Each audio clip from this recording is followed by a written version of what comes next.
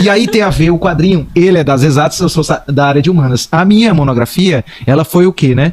Ela foi voltada a eu construí uma narrativa de slides e quadro a quadro, mostrando o Andarilho, que foi um dos primeiros personagens que eu trabalhei, ainda era na época do Facebook. Eu trabalhei com um amigo meu no método Marvel. Saca o método Marvel, né? Sim, você faz os desenhos primeiro. É porque assim... E a galera vai, coloca na história. O menino, o Stan Lee, chegava pra galera e dizia assim, olha, eu tenho um roteiro aqui do Demolidor. Ele vai encontrar tal vilão, ele dava um norte muito cru. Em 8 linhas, ele dizia, ó, vai acontecer isso, isso e isso. Aí o cara tinha que construir essa... Aí você vai fazer 15 páginas disso aí. Aí o cara tinha que construir essa narrativa do nada. Só que ele não fazia o texto, ele fazia as imagens, fazia até uma base de texto ali do lado para dar um norte. Voltava para ele, pro Stan Lee, e aí ele fazia os textos. Ele desenvolvia. É o método Marvel de construção. Isso é muito inovador na indústria do quadrinho. Só que isso, eu tenho minhas ressalvas, isso roubava muito dos quadrinistas que tinham que se desdobrar e fazer 15 páginas de um roteirinho, de um briefing. Sim. De um briefing. Uma chamada assim, ó. Faz tal. E aí o cara tinha que desdobrar isso e fazer, e aí eles perdiam muito da autoria, porque quem se tornava o escritor era o Stan Lee. Isso é uma crítica que eu faço a esse método. Mas aí eu construí um método semelhante e falei com um amigo meu e fazia no Facebook. Esse método eu fiz no Facebook lá. Fiquei só com as imagens, tirei o texto dele. Jones, um grande abraço, é um grande escritor. Jones, ele tem vários, ele tem estudo, né, na área de administração, ele é coach, ele trabalhou no Sesc, no Senai. Hoje em dia ele está com essa coisa pessoal, né?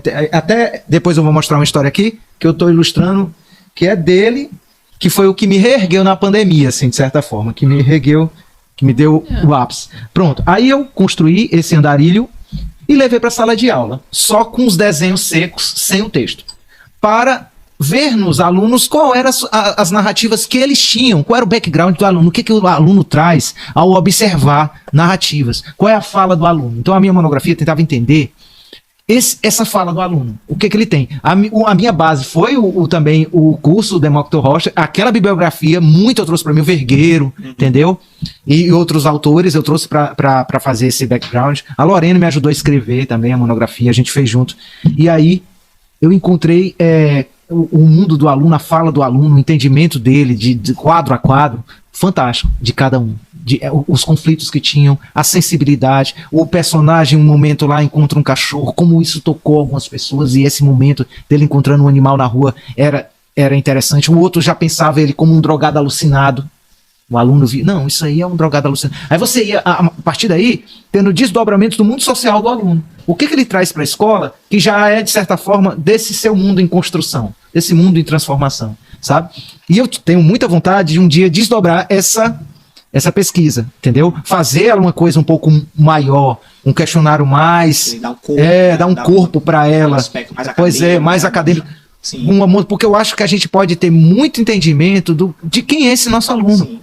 O que ele tem? Ele tem muita bagagem. A gente às vezes menospreza uma aula que está sensível, ou um aluno que está de cabeça baixa, como você falou, ou que ele está ali. Se você conseguir se conectar com ele, que aí entra também na nossa assunto anterior, da questão da conexão, você tem um retorno que você não imagina, que você às vezes nem consegue mensurar, é para a vida. Aos poucos a gente vai compreendendo que cada um daqueles alunos é um mundo, né? É um mundo, é uma realidade, o que está por trás ali.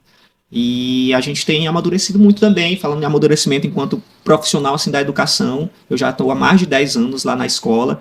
E aí eu vi, inclusive, enquanto instituição, enquanto grupo, né?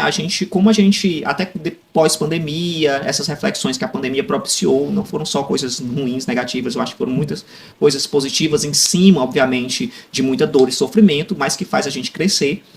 E a gente começou a também modificar o nosso olhar e aprimorar esse olhar, aprofundar esse olhar para o aluno, por uma necessidade natural que a gente tem, de fato, de se aproximar, de saber que ali não é apenas um número, né?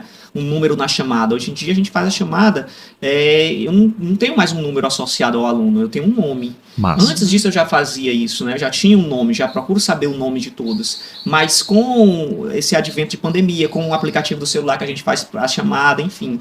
Mas deixa eu... Havaiana Jones, uma pergunta para os dois. O que vocês estão cozinhando por agora nos quadrinhos? O que anda dando mais gás para vocês criarem? Boa. Eita. Pode começar. Assim, eu tenho vários projetos e tem alguns antigos que eu pretendo realizar. Tem um projeto, né, que eu tô fazendo do Havaiana, que são as Lagartins, que são uma paródia. Eu já gostei do Pois nome. uma paródia das Tartarugas Ninja, são calangos, entendeu? São lagartos, entendeu? Muito Já massa, amei, sabe? já amei. Pois é. Aí eu dei uma revisão e por ter um tom um pouco mais dark, se eu posso dizer, nessa coisa, porque é bem cartunesco, né? A versão que eles Mas fazem. o nome já Pois é, tem legal, né? tudo, É bem inteligente, né? Aham. Eu achei que ele foi até melhor do que os Tartarugas Ninja, que vai pra os Tartarugas Ninjas, não sei o quê, Tartarugas Mutantes Ninja, é grande e dispersa, né? Ele vem assim, fazem lagartins, pá. Né? Peixe. Ele é sintético. E aí, achei muito inteligente e eu quis contribuir com eles. Fiz algumas contribuições. Eu tenho já, grande parte desse cartoon já tá todo feito. Eu nem trouxe aqui porque ainda tá em esboço. Aí eu tô pensando em digitalizar ele. Como agora eu tô fazendo as tirinhas do povo toda semana, toda quarta-feira no Videarte, eu tô publicando lá as tirinhas. Eu quero agradecer ao Daniel Brandão por essa indicação, né? Eu já falei nele no começo, mas falo mais uma vez, uma grande referência para mim. E ter conhecido ele mudou o caminho desse meu mundo de quadrinhos. Ele é uma referência pro Ceará, eu acredito, pro Nordeste, pro Brasil. Daniel Brandão é demais. E eu sou muito grato à generosidade dele. É uma pessoa maravilhosa. Recomendo a todo desenhista procurar o Estúdio Daniel Brandão, ir lá falar com ele, tirar uma tarde. Vai lá no Instagram, agenda, toma um cafezinho. A equipe é fantástica, a Blenda. Todo mundo. Assim, recomendo muito mesmo. E aí, eu tenho esse projeto do Videarte que está se tornando o carro-chefe atualmente, porque eu tenho que produzir toda semana. E produzir uma tirinha, ela requer uma sabedoria, um eixo de síntese que eu não tenho. Eu tendo a ser disperso. Eu sei. E ter esse pensamento fechado de contar uma história em 3 quadros. Não é obrigatório. Você pode deixar. Que requer, de fato, um certo tato, né? Não é obrigatório. Você pode criar alguma coisa ali dentro que conte, que faça um arco de história. Só que eu tô me adaptando a essa e tô muito feliz. E tenho outros projetos. Por exemplo, esse projeto aqui é a Bicicleta Encantada. Aqui eu trouxe só a impressão dele que eu fiz em casa mesmo, né? Mas ele é colorido. Uma intenção de fazer o que? Um livro infantil, falando num garotinho que é filho de um catador de lixo que acha uma bicicleta velha. E essa bicicleta velha, na hora que ele toca, tudo vira colorido. Então o mundo cinza de uma criança que não tem mobilidade, aí vai falar da mobilidade na cidade, ele vai conhecer a Kate Skate, o John Carreta, que é um menino que anda um cadeirante. Então vai falar sobre acessibilidade. E eu gostaria muito de fazer um livro infantil, um cartoon infantil voltado muito para essa questão da cidade, da mobilidade, do lixo, do entendimento do reciclar, do entendimento da nossa... Do quanto a gente pensa um mundo descartável, que a gente deve estar ressignificando as coisas, porque muitas vezes uma coisa que você joga fora para outra pessoa é uma alegria. Então, até aquelas coisas de roupa, né? Sim. Ganhava muita roupa dos meus tios, primos, e às vezes pra mim era uma coisa, entendeu?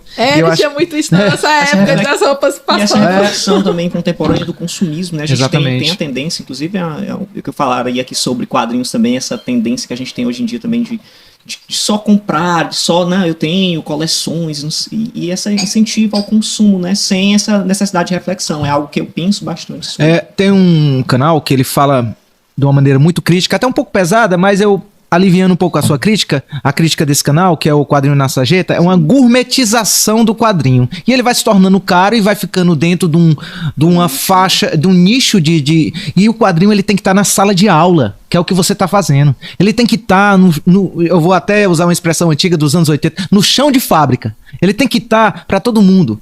Ele tem que invadir as mesas dos bares, ele tem que invadir a cidade, os locais culturais. Ele Ou seja, é na contramão do que o mercado está pensando. Exatamente. Né? O mercado está produzindo quadrinhos para esse nicho, esse pequeno público, que é um público que já vem há algum tempo, é um público de colecionadores, e esse público vai morrer.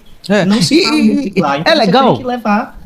É legal ter um quadrinho, é massa, mas é muito pequeno do que o quadrinho pode ser. Sim.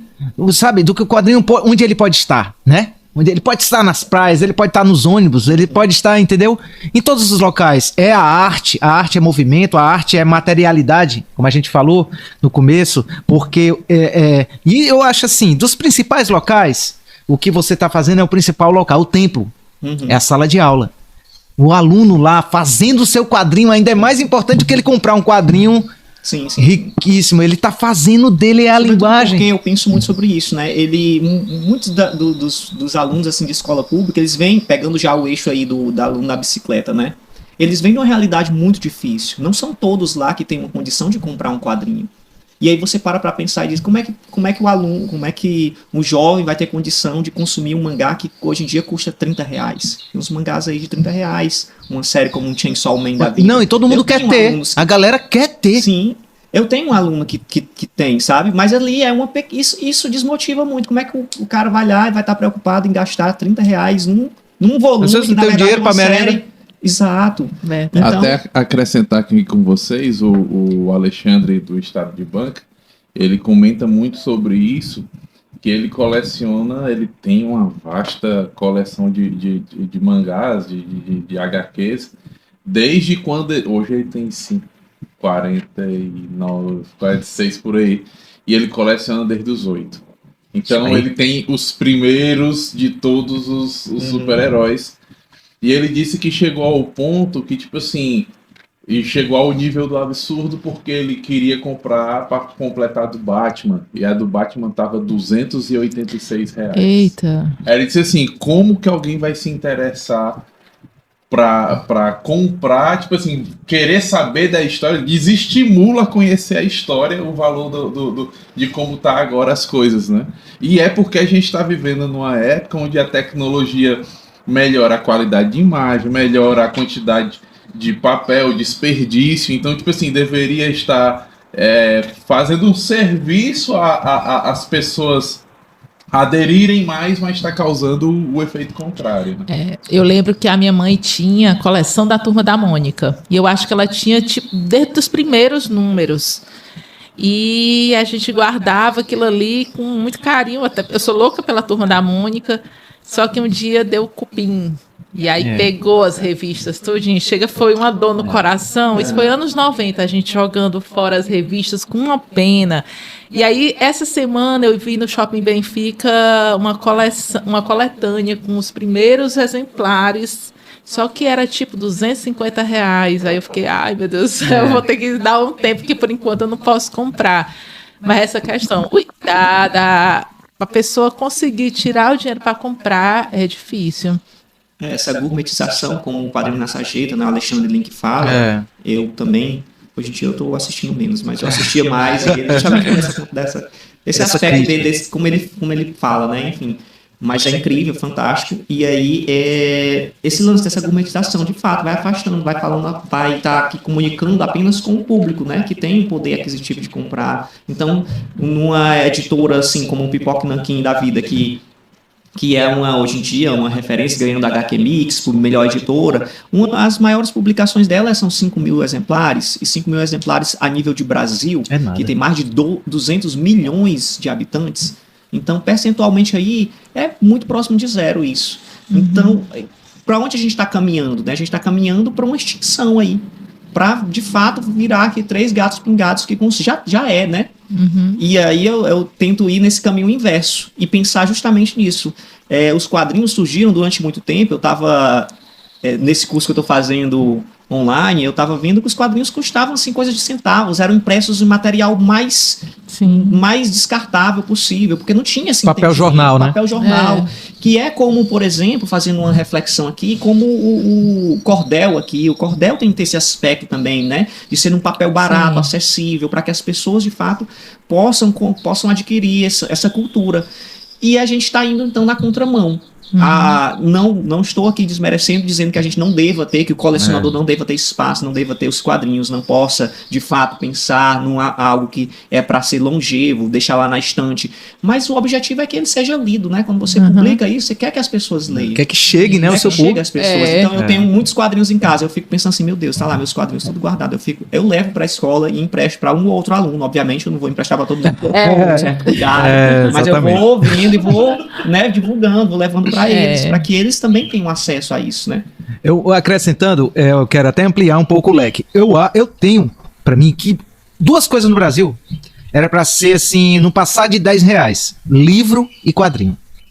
Era para ter uma lei de incentivo, era para ter alguma coisa que, assim, livro, no máximo R$10, pode ser a obra que for. No máximo R$10 e quadrinho também. Era para ser uma coisa assim, extremamente acessível, sabe? Barata mesmo. E que o governo, ou seja, as prefeituras, que eu acho que há a possibilidade de ter uma lei, alguma coisa assim.